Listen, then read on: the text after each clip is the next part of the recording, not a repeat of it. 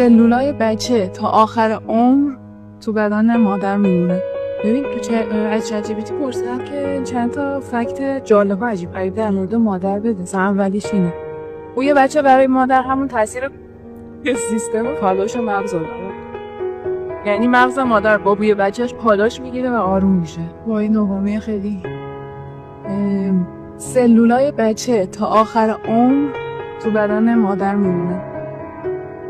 سلولای جنین وارد بدن مادر میشن تا 10 سال هم اونجا میمونه. حتی مادر برای ترمیم بعضی از زخماش از همون استفاده میکنه.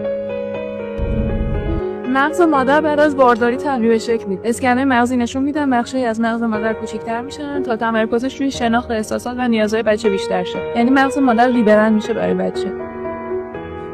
وای. وقتی مادر به بچهش نگاه میکنه هورمونا شبیه کسی میشه که عاشق شده. این آخریش خیلی جالبه واقعا. نوشته مادر هنگام فکر کردن به خطر برای بچهش فعالسازی مغزی شدیدتری داره تا فکر کردن خطر برای خودش.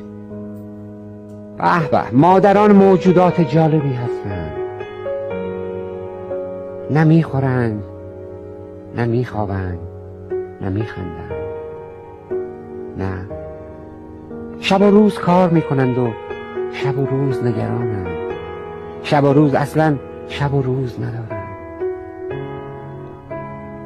فقط وقتی که میمیرند استراحت میکنند. تازه آن هم اگر نگویند هرگز نمیرند.